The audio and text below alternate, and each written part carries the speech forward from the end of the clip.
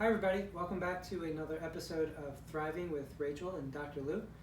Last couple of weeks have been kind of interesting. We've had a couple different kinds of shows. We had the live show with Lauren Rudolph, who came in and talked to us about trauma. And then last week we did our presentation for Westchester Area School District, which was went pretty well. I think there was over 125 people registered for the event, and we got some really good feedback. So thanks for those of you who tuned in and those of you who downloaded the podcast. Something from those two conversations that we started to touch on is the idea of supports and how people who are supporting anybody who's struggling, whether it was with trauma, whether it's with addiction, depression, anxiety, whether you're being a parent to kids who are struggling in some way, or an adult that you're helping another family member or friend and trying to support them, how you can best support them. I know a lot of times when I've talked to family members and supports, the struggle is they want to fix it, right? They want to get in, they want to explain exactly what that person should be doing or not doing and fix it. And I know it's not always well received.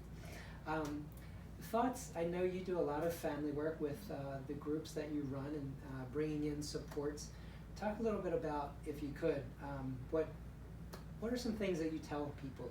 How do they support people? Well, I guess that tends to be the main one of two things. One is either people want to just fix things and think that they understand, or the other end of it is that I don't understand, so I don't think I can be helpful. Or because I don't get it, I don't really know what to do. And I think that's for a lot of us. You know, we want to just be able to help our loved ones. It's hard to watch somebody suffer, somebody that we care about who's in pain when we are maybe not in pain, and so we want to do all the things to kind of take that away from them. But the problem with just solving the problem is it doesn't then empower the person to be able to manage or to thrive on their own. And you can't just keep fixing the problems, because problems will always be there. And if we don't believe in ourselves and our ability to be able to manage those problems and to navigate those problems, then what's going to happen the next time? So it's interesting, as you were talking about that, it made me think about some individuals that I've worked with who the feedback that they've given me about when family members in particular have tried to do that, tried to fix them, it's conveyed a message to them that's saying you can't do it yourself. Yeah, that's exactly what I was thinking of. Like, right? The last example somebody gave me, it was one of my clients, and she was like, you know, the other day I was washing the dishes and my husband came in and he's like, oh honey, I'll do that. Intentions pure, he was just trying to help out, but she's like, the message that I got was that you should go rest, because all you're capable of doing right now is resting. You're not capable of doing the dishes, and you need me to come in and do the dishes for you, which again goes back to communication and being open with one another about what our intentions are, and if intention and execution is matching, and in that case it wasn't. But it is interesting, the feedback, that's very similar feedback that I get, is that the message I get from you helping or fixing is that I can't. And then I take ownership of that, and then I don't feel the motivation to try to solve it or do it myself the next time, because I haven't been empowered to do so. I haven't been required to do it. Yeah. And I also see the cycle that develops when that occurs. There's also this sense of conflict and resentment. You know, if you're the person who's struggling and I come in and I try to take over and tell you what you need to do or do it for you, you may feel devalued and invalidated, and then you may start getting angry at me for helping, which then I get angry that you're not appreciating what I'm doing, right? And then I feel incapable, and then it keeps going. It just keeps going. Yeah. And it's interesting, you know, you point out, as often is the case, communication is such an important piece of this. We don't really communicate what's actually happening here. Right. We just communicate, I'm angry or I'm frustrated, and that comes across as you don't appreciate or you think I'm incapable. Right. The messages that are coming across aren't the ones that are being talked about. Right. It's just the feelings that are being talked about. And I think, you know, it's really hard to process that and be able to get to that without being aware of it. we always talk about being aware and mindful, right? I think it's also the interpretation of that awareness, though, because I personally struggle with that. Like, I'll have this battle with myself of, like, is this worth talking about? Because you sound like a crazy person right now. Like, you're really gonna start, like, if my husband tries to do stuff or clean up or whatever, but it's not the way that I, wanted it to be clean. I have to kind of check myself and be, his intention was pure, and he's stocking the dishwasher in ways that are not most efficient. It's like, his intention was to help me out, but the way I'm interpreting it is maybe not in the most helpful way. And so we have to really evaluate, is this a me thing or is this somebody else's stuff, if you will? Because I think that's the part that's hard. I think the awareness for sure is the first part, but what do you do with that awareness? Where do you go from there? You talk about processing and talking, but what does that look like? Yeah. Well, I guess that's a great question, because sometimes as the person who is struggling, I may be afraid to say something to the person who's supporting me in fear that they'll stop supporting me. Right. I don't want to piss you off by complaining and saying that's not helpful. Right. Because you may then interpret it as, well, then you don't want my help, then the help with you, right, and walk away. Right. And I think, so we have to be open to that conversation. To talk about the process, we first have to invite each other in and kind of say, okay. And I think, people may hear that and they'll think, oh my gosh, this takes so much work. It does. Really? What, I gotta send you an invitation to talk? That sounds ridiculous. And who does that? Who talks like that, right? Yet unfortunately, how often are we having miscommunications? Are we having problems in relating and connecting because we're not inviting each other into the dialogue, because we're not opening ourselves up to hearing what the other person has to say? So, my answer to that is, that is what we need to do. We do need to say, is now a good time? Can I share some of my feedback or how I feel when you try to help me with that? That's hard. I think it's hard mainly because, one, because it's vulnerable, excuse me, but two is because what if I have a relationship with somebody where the communication tends to be the same all the time? And so I'm going into this already anticipating that I'm going to share this feedback with you and you're not going to take it well, or, it's just going to kind of go a whole other way. Again, intention and execution. I intend to be heard. I intend to express myself to hopefully mold this relationship and this communication in a helpful way. But my experience and the evidence that I have is that you struggle to listen and hear me without maybe taking it on yourself and wanting to fix, or taking it on and feeling burdened, right? I don't want to put any of my stuff on to somebody else and have them take on that heaviness. So, what is your thought on how to navigate that? Because I think that's one of the fears that a lot of us have with communicating is, being misunderstood, but also not being heard. Yeah. Well, it's a great point, because that is exactly what goes through our head, right? We think about past experiences to determine what we're going to do. Right. And if we already have had a lot of experiences that you're not somebody who's going to listen, you're not somebody who's going to be open to my feedback, or you're going to play a martyr and become I can never do anything right kind of thing, then it's not very enticing to me to let's have this conversation, right? However, what do you want? Do I want this relationship to improve? Do I want to be able to have you as my support and actually feel supported? If that's my goal, well, then I need to figure out, what do I need to do to get there? So being mindful that you may not be as open to me, I need to kind of put that out there. And not in the sense of saying, in the past you've always never listened to me and you've never wanted to hear what I had to say. What I'm saying is, I know it's hard for us to communicate, and sometimes we don't really hear each other. And so that's why I'm asking you, is this a good time for us to talk?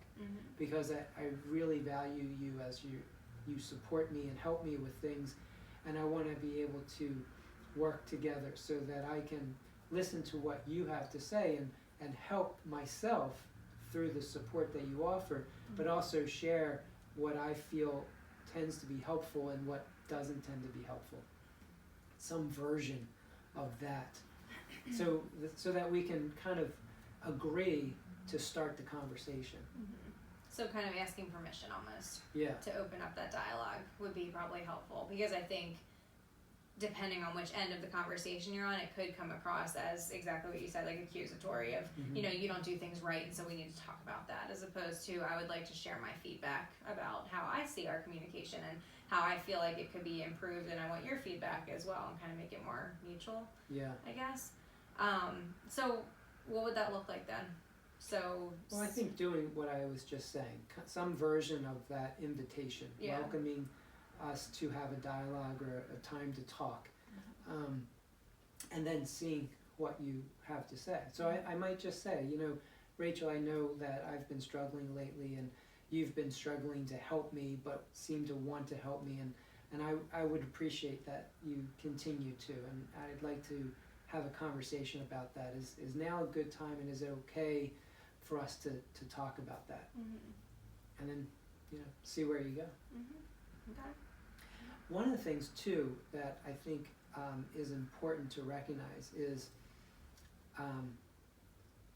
recognizing where the other person might be.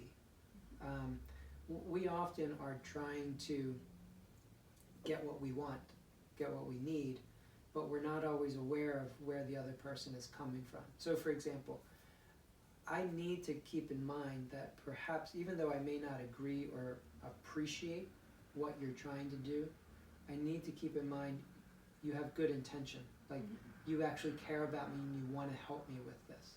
So if we're going to have this conversation, I need to have that mindset that you are a support to me. You are somebody who cares about me, or I wouldn't be going to you to even have this conversation. Right.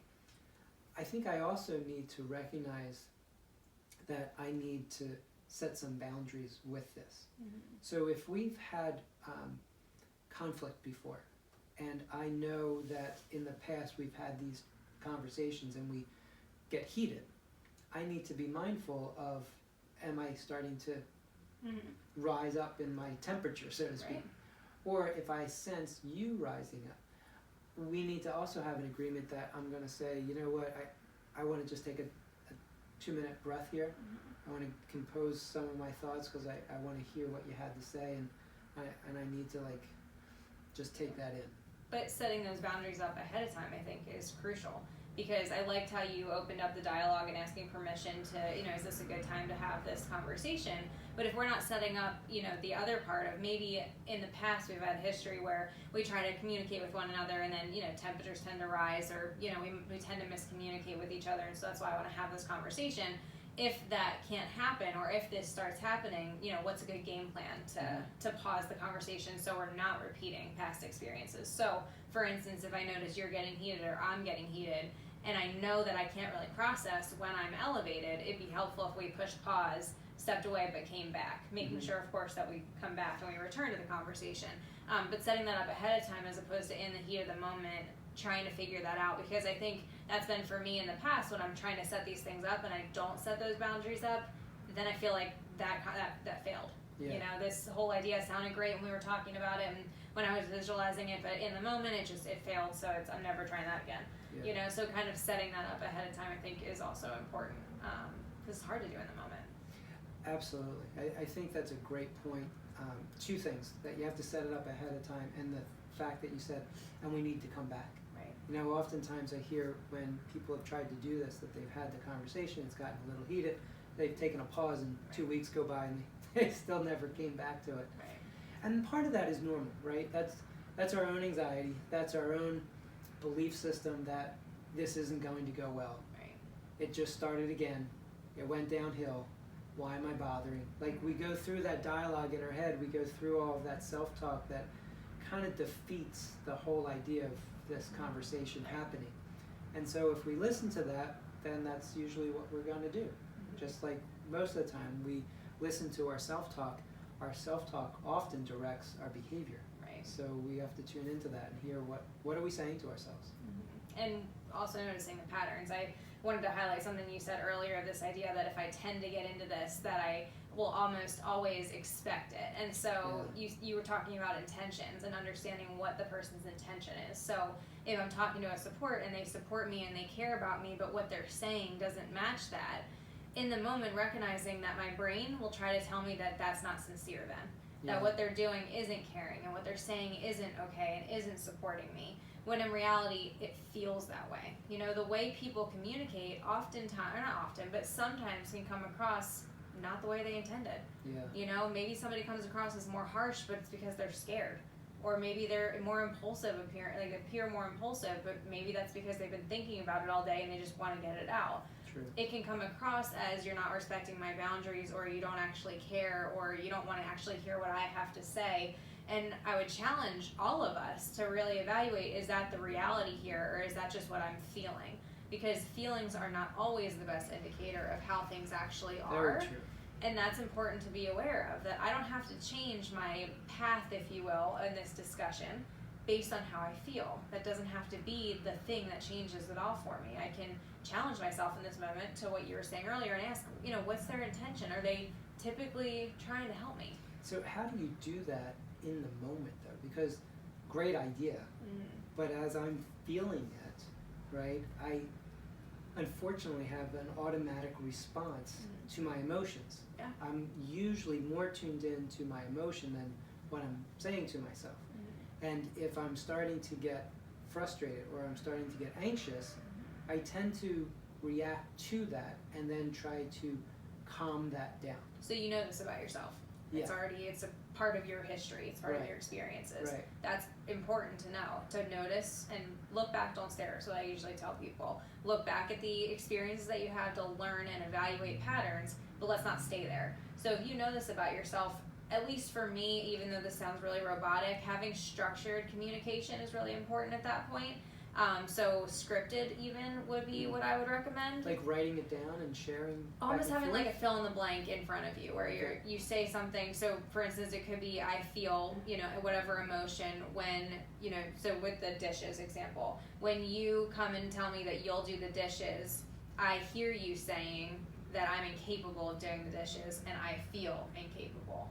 And to be able to express that so that the person gets the opportunity to say, oh, you know, my intention with helping with the dishes was to simply help you, and I didn't realize it made you feel incapable. So as you started that, right, my thoughts were going like, well, why would you feel that? Like, that's the furthest thing from, I just wanted to help. Like, that would be my dialogue in my head, right? Yep. So how do you deal with that? Like, what do you do?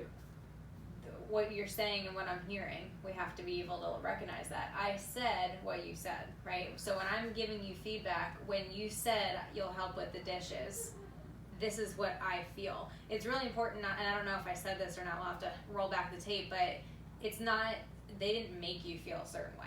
They didn't make you feel incapable. So it's really important when you're communicating to have this pre-set up that when I'm speaking, we're simply reflecting on what we're hearing as opposed to reacting, like you just said. But knowing ourselves ahead of time is important. Knowing that we, as humans, are going to react based on an emotion. For instance, if somebody said that to me, I would feel defensive. Exactly what you said earlier. God, I can't do anything right. Like, you know, I try to help. I don't help. You tell me I don't help enough. I try to help. You say you're incapable. Like, where do I? But is that right now? Or is that history sneaking into this moment right now? Because if we really break it down, it's a pattern in the past that's creeping in now where there's constant interpretation that's taken place that's never been in a conversation like this, right? So we're redoing the dance. Without speaking about it before. But if we're in the middle of having this conversation, my challenge for you would be to stay present.